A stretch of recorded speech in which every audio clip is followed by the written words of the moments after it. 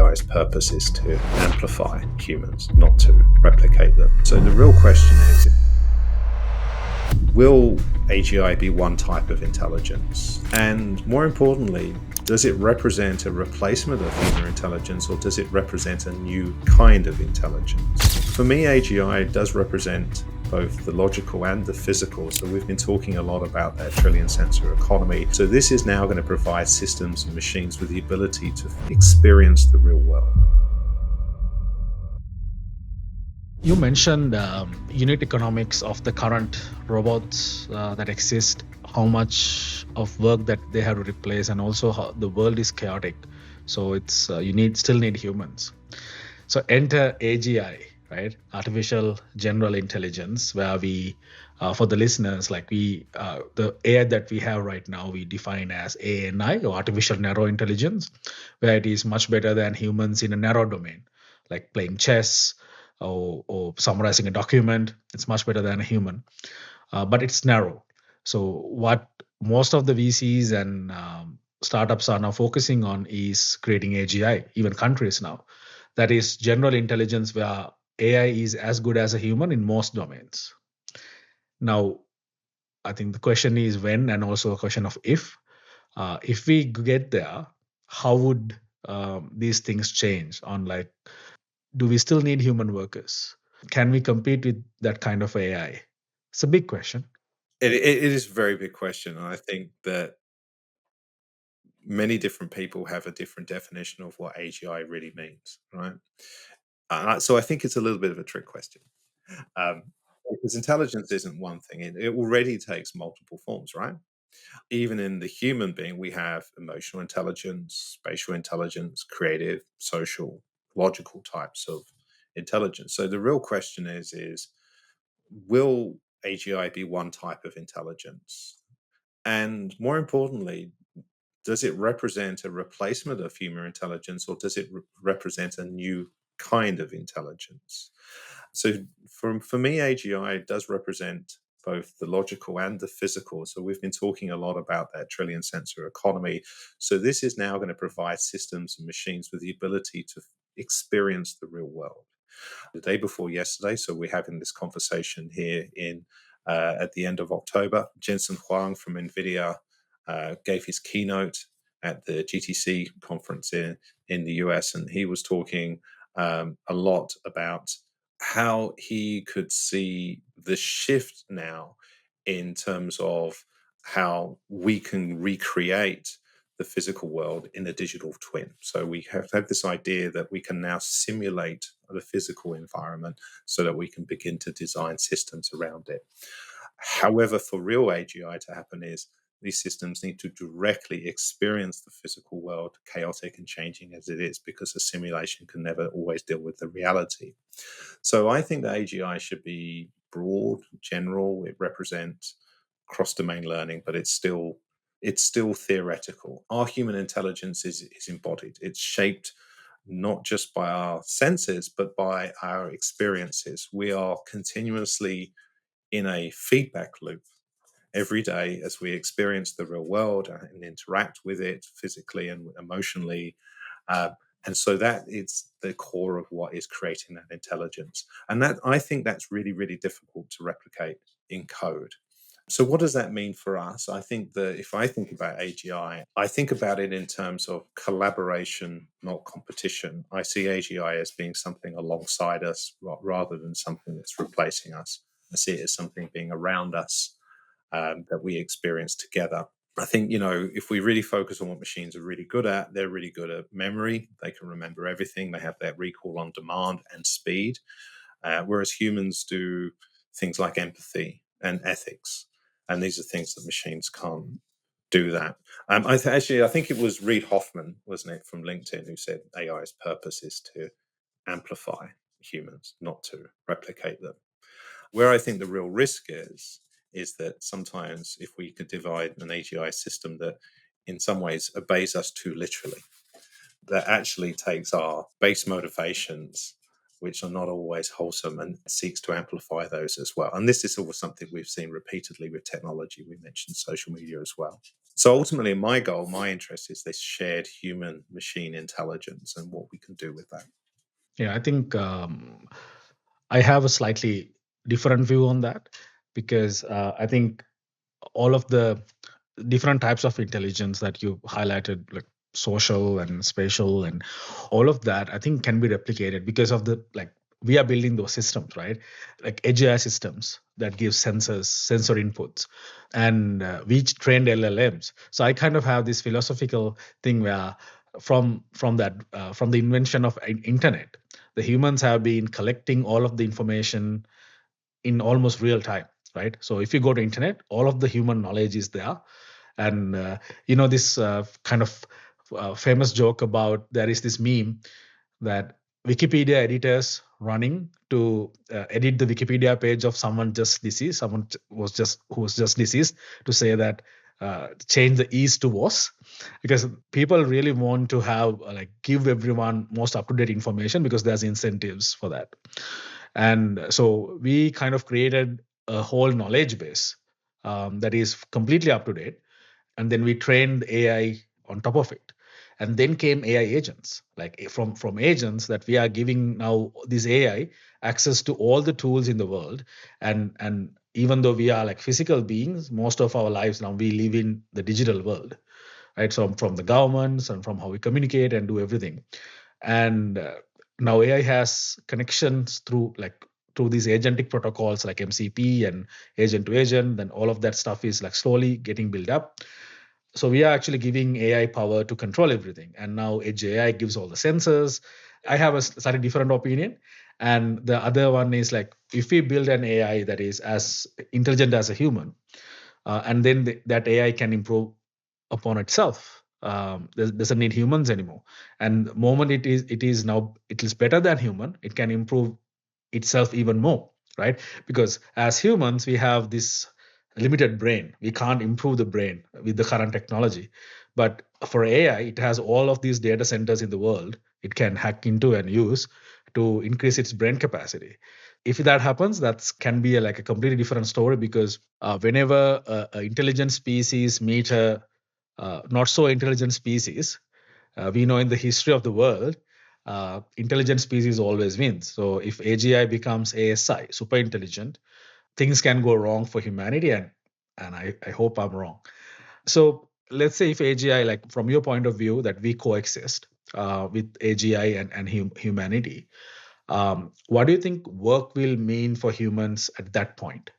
Because AGI, I'm assuming, can replicate most of the stuff. Do you think it's more of like empathy and that kind of stuff, or? I'd love to just I'll pick up on the point you were making first there about the the danger of AGI. I think that what's wonderful about the human brain and the shared thinking that we have between humans as well. So, we have, for example, we have empathy circuits. That means that I can mirror what you're feeling.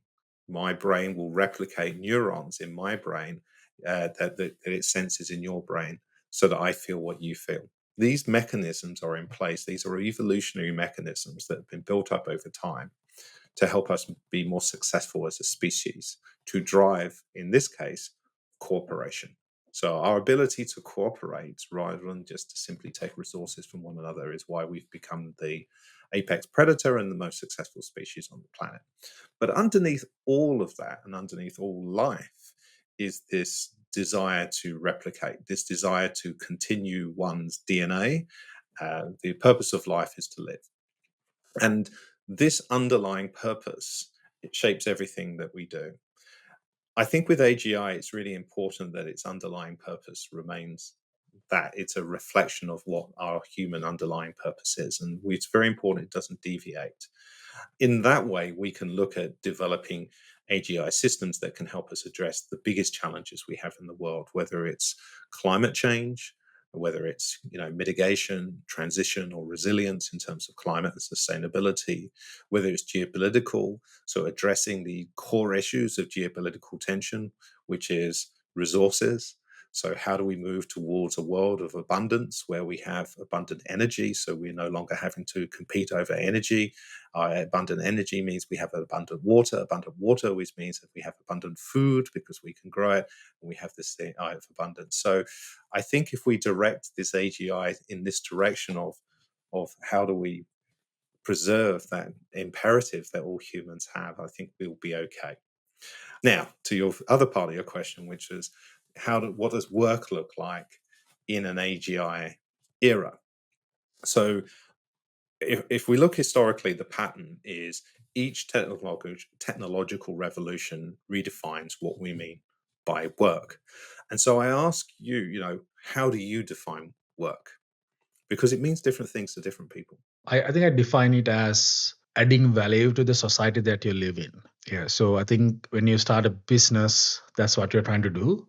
And then when you hire someone and, okay, I'm working in this company, means that you are kind of helping that mission, which is adding value to someone else. And that's why you get money. Like you're adding value to someone else and then they pay for it. Yeah. And so we kind of sit in the middle because, on one hand, for some people, work means labor that is purely for survival. I do this, I grow food, I don't necessarily get monetary compensation for it, but I need to survive. On the other hand, you have billionaires who see their work as being something about fulfillment or even transcendence for those that want to visit other planets or who want to live forever. So, work means lots of different things on those continuums. So, many of us create our identities around our work. Mm. And we create meaning from work as well. So, from if we look at it purely an economic point of view, this is where economists always get it wrong because they expect people to behave rationally in the fulfillment of their ambitions around work. People behave irrationally, and that's where the behavioral economics and the psychologists really take over there.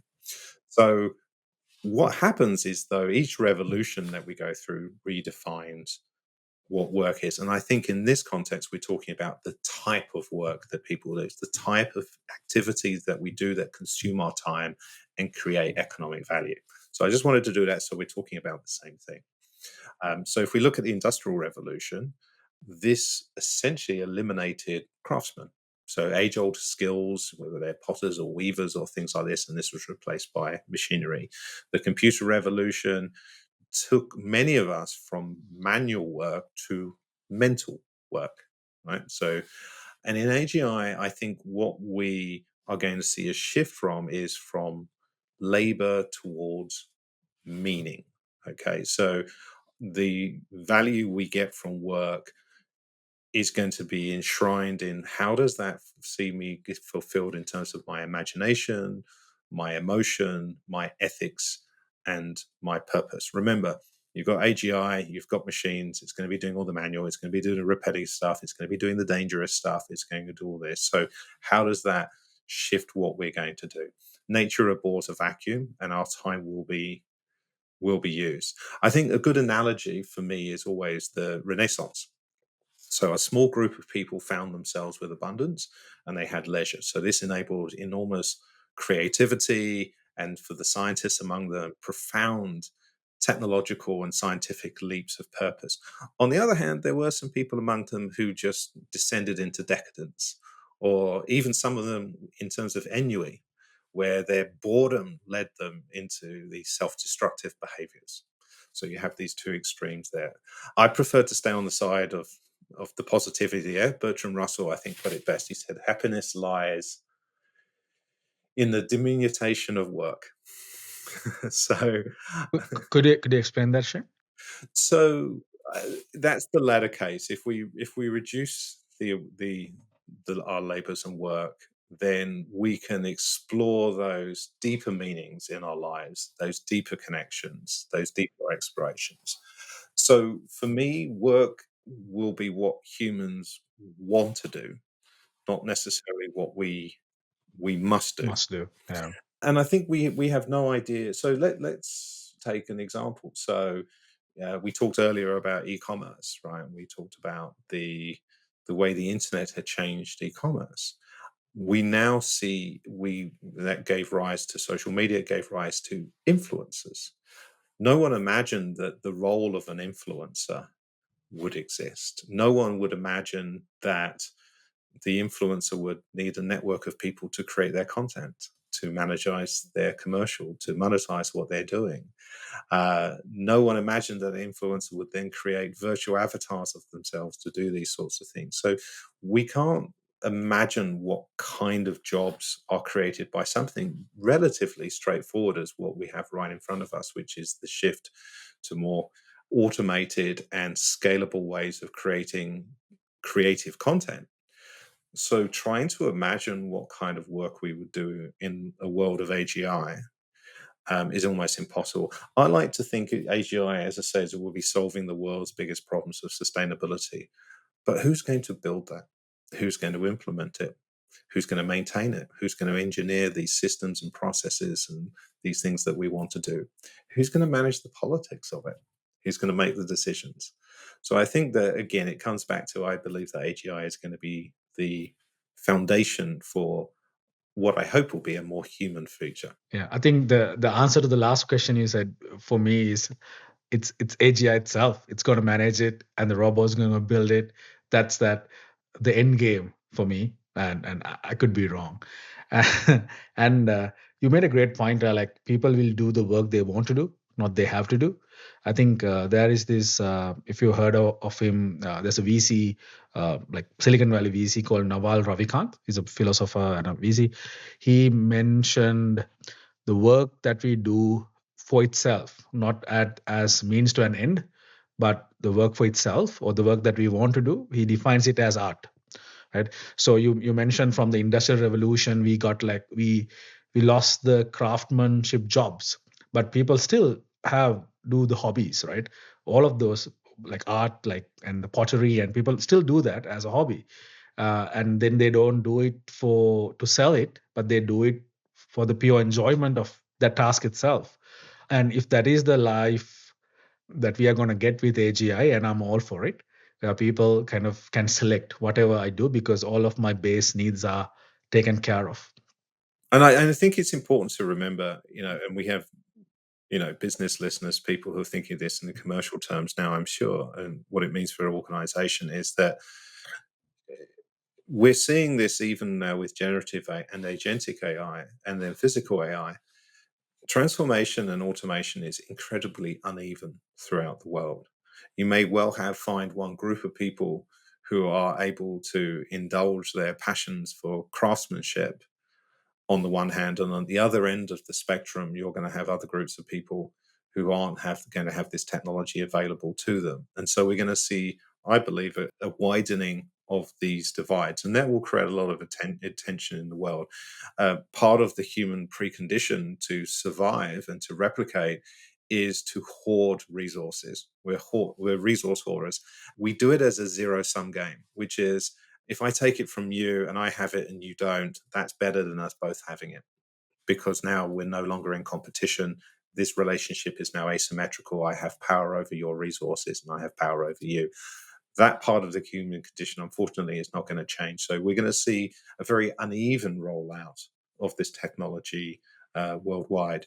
But I do agree with you one thing. I think that we're going to see a continuation of types of work that by definition seem unproductive and seem like they could be done much better with machines, whether it's hand distilling alcohol, whether it's hand making craftsmen.